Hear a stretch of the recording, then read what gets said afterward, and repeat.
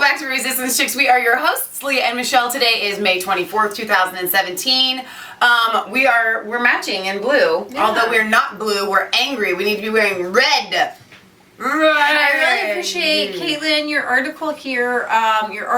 Lots of articles you've been sharing and writing lately.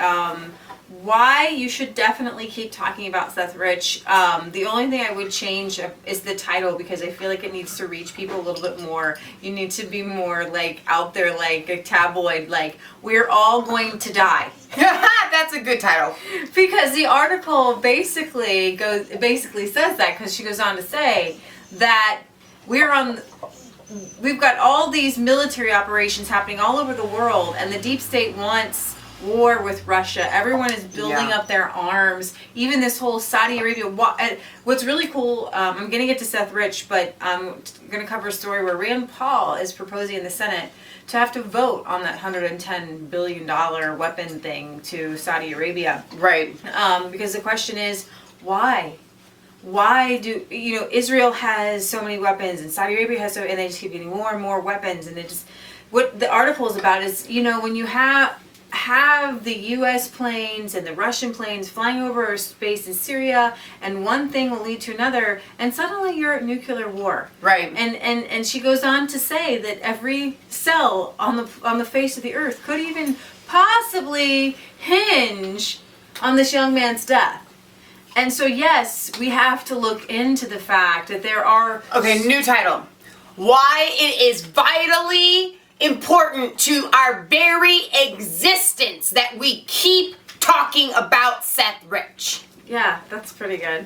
I'm going to read just some snippets from her article where she's talking about Seth Rich's parents have come out. And this is a whole conglomerate of a story of itself, because they came out recently and said, please stop using our son as a political tool, and basically we don't want to hear any more talk about our son.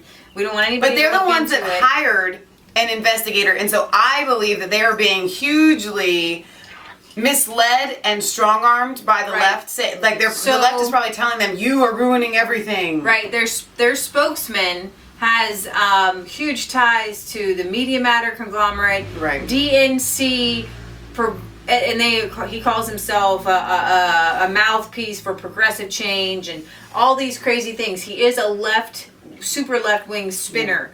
But anyway, she goes on to say, Seth Rich's parents say, stop politicizing our son's murder. She says, I don't really know what is meant by the slogan about politicizing Seth Rich's murder, which mainstream outlets keep repeating. Because here's the thing, you'll find that you have people on the left and people on the right, the truthers who just want to know, who realize that this whole Russian hacking thing makes no sense. And either Seth Rich was leaking things to WikiLeaks and he was murdered for it, or he wasn't. Right. So it's not a matter of politicizing anything. It's a matter of getting to the truth. And sometimes the truth hurts. So all the Russian hysteria that has engulfed American discourse has actually placed all terrestrial life in grave danger. Dr. Stephen Cohen, easily the foremost American authority on U.S.-Russian relations, said in an interview with RT last week that this may be the most dangerous that tensions between the two countries have been in his lifetime, and he was born in 1938. I'm going to put a link to her article. Go ahead and read this and put the... When you have stories like this with the Seth Rich murder, you have to read all the different aspects, and you have to look at the elephant from all different angles, the trunk, the feet, the tail, and you have to put together what looks like a murder of a DNC staffer who gave these emails to WikiLeaks. It all points to that. Every road points to that. Okay, so I wanted to go ahead and play this little montage, kind of a timeline. So I'm going to start back here. Timeline of Seth Rich's assassination. In February 22nd, 2015, John Podesta writes, I'm definitely for making examples of whistleblowers, even if there's no evidence. And then the 25th of 2016, the last date of emails and WikiLeaks dump of DNC emails, which will happen on July 22nd.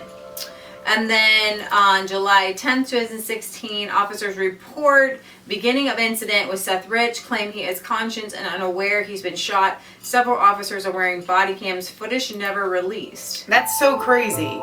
That doesn't make any sense. Then he was pronounced dead at 5:57 by an unknown physician, and at an unknown hospital. But actually, I'm going to show you a snippet of a doctor who said he was treating him and said it was really crazy. Police call it a robbery despite nothing showing that he was missing anything.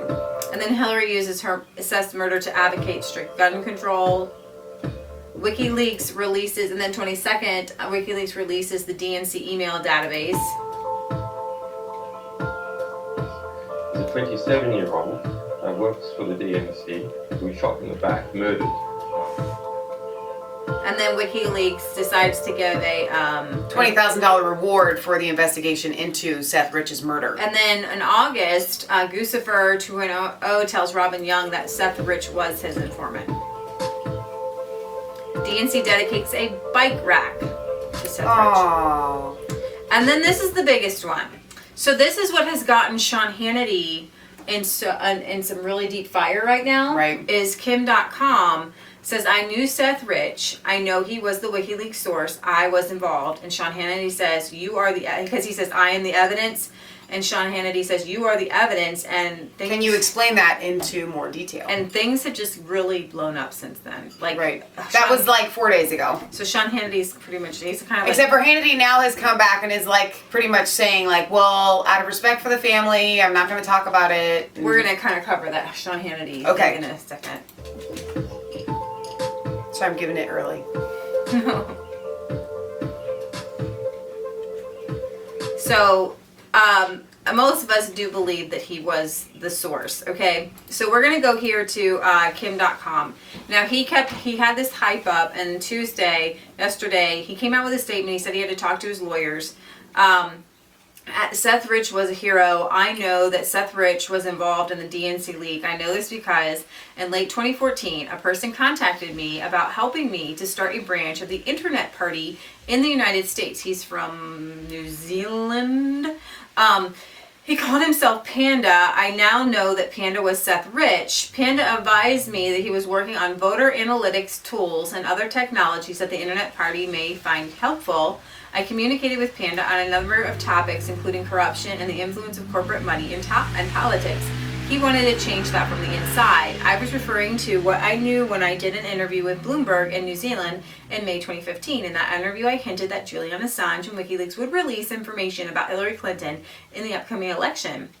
The Rich family has reached out to me to ask that I be sensitive to their loss in my public comments. That request is entirely reasonable. I have consulted with my lawyers. I accept that my full statement should be provided to the authorities, and I'm prepared to do that so that there can be a full investigation. My lawyers will speak with the authorities regarding the proper process. If my evidence is required to be given in the United States, I would be prepared to do so if appropriate arrangements are made. Basically, if I go to America, can I go back home? Right. And so he says, and then the truth will come out. So this is like his bombshell thing, but he is saying he's the evidence. Guys, this is Leah Michelle signing off for Resistance Chicks, where it is not a conspiracy theory if it's the truth. Don't forget to like, comment, and subscribe to Mass Faith 3 and Resistance Chicks. Ring the bell for notifications. Find us on Facebook and follow us on Twitter. We love you, God loves you, and God bless.